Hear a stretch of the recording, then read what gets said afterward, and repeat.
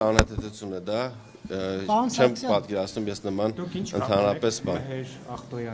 Չարեք այս թեման վերջացնենք նոր։ Այս թեման վերջացեցինք, խնդրում եմ, էլի։ Եթե լրացուցիչ բաներ կարիք կլինի, կուսակցությունը կամ ես դրա մասին հանդես կգամ։ Ինչ վերաբերվում է կներեք, անդրադառնամ մյուս շատ տրվող հարցերին, հաճախ սկսած 2019 թվականից, երբ ես ընտրվել եմ ազգային ժողովի պատգամավոր եւ այն ժամանակ աշխատում էի եւ գործունեություն էի ծավալում տնտեսական հարցերի մշտական հանձնաժողովում, ես իմ գործունեությամբ խանգարել եմ մի շարք գործունեության տեսակներին,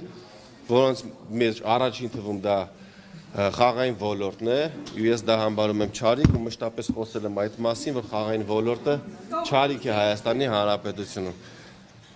Այս իմ հրապարակային աշխատանքից հետո ես թիրախավորվել եմ ու գտնում եմ, որ դա հիմնականում եւ առավելապես խաղային ոլորտին սպասարկող անձանց կողմից է եղել այդ գրոհը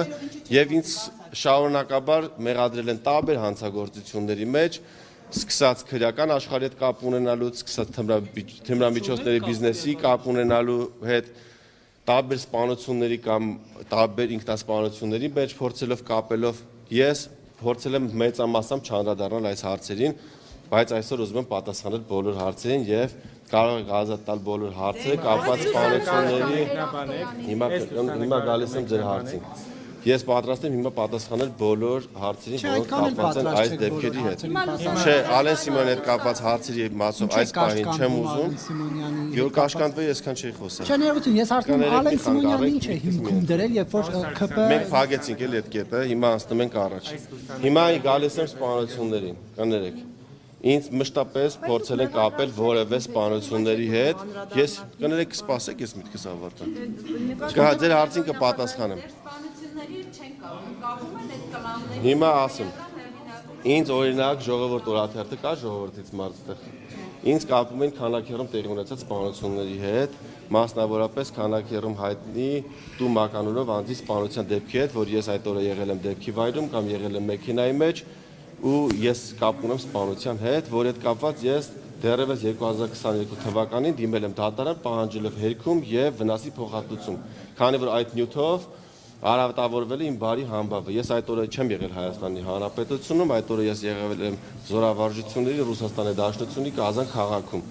Արկա են դրա հետ կապված մամուլի հաղորդագրություններ, ՀԱՊԿ-ի պաշտոնական կայքում լուսանկարներ, որտեղ ես այդ օրը գտնվում եմ, կներեք,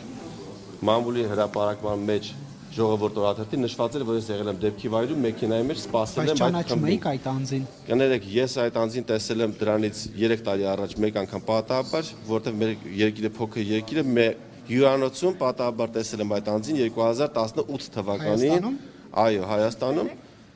Մոտիկացել է, ծանոթացել ենք, դա մեր եղել է առաջին եւ վերջին հանդիպումը։ Ես այդ անձի հետ որևէ կապ չեմ ունեցել, մի անգամ տեսել եմ պատահական, այսինքն 2022 թվականի դրությամբ ես 4 տարի այդ անձին երբևէ չեմ տեսել, որևէ հարաբերություն չեմ ունեցել ու ինձ փորձել են կապել այդ անձի սպանության հետ, որպեսզի փորձեն ինձ վարկաբեկել, արատավորել, որպեսզի ես իմ օրենսդրական գործունեության մեջ լինեմ կաշկանդված եւ չկարողանամ իմ օրենքի նախագծերը տանել արդյունավետ առաջ։ Բարեբախտաբար դրանք չի հաջողվել, բայց սա կապված է մեր դատական համակարգի խնդիրների հետ, օրինակ ես 2022 թվականին դիմել եմ հայցով, եթե արագ տեմպով դատաքննություն տեղի ունենար եւ դատարանը պարտավորեցներ ժողովուրդ օրաթերթին հատուցել իմ վնասը, վճարել գումար եւ ներողություն խնդրել ինձ զրպարտելու համար, հետագայում նման դեպքերից կփորձենք խուսափել, բայց քանի որ ունենք այնինչ որ ունենք եւ հաճախ բոլորը նաեւ իշխանությունը նույնպես մենք դժգոհում ենք դատաիրավական համակարգի դանդաղ աշխատանքից։ Հիմա անդրադառնամ մյուս դեպքին, օրինակ 168 ժամներ կներեք հրապարակել կապված կներեք մտ բան ասեմ։ Հիմա ես հարցերին պատասխանում եմ կներեք փայլաշան։ Հիմա կանդրադառնամ ձեր գալիս եմ ձեր հարցին։ Մի քանի ամիս առաջ նաեւ իմ վերջի օրենսդրական նախաձեռնությունից հետո ես ուղիղ կապ եմ տեսնում նաեւ այդտեղ, երբ որ ինձ հաջողվեց 2 անգամ բարձրացնել խաղային ոլորտի турքերը, սրա արդյունքում տարեկան շուրջ $30 միլիոն հավելյալ գումար է մուտքագրվելու պետական բյուջե, նշեմ, որ միայն այդ նախագծի ընդունման արդյունքում դրանից հետո ինձ փորձեցին կապել Կարեն անունով անձի ինքնասպանության մեջ, նշեմ, որ տվյալ անձին երբևէ չեմ տեսել եւ առաջի անգամ իր մասին լսել եմ այդ հրապարակումների մեջ։ Այդ անձին երբևէ չեմ տեսել, 168 ժամը տեղեկություն հրապարակել, իբրև ես կապված եմ այդ անձի ինքնասպանության հետ կամ ես եմ հասցրել, մենք ունեցել ենք դատական ինչ-որ վեճեր կամ ես փորձել եմ իրավի ինչ-որ բան խլել։ Նշեմ, որ այդ անձին երբևէ նույնպես չեմ ճանաչել, նաև 160 ազգային ժողովի նախագահի աթոռի։ Ես չեմ ճանաչում այդ անձին։ Ես նույնպես դիմել եմ այս հարցով վարչական դատարան, որպեսզի այս հայցով նույնպես վնասի փոխհատուցում պահանջեմ։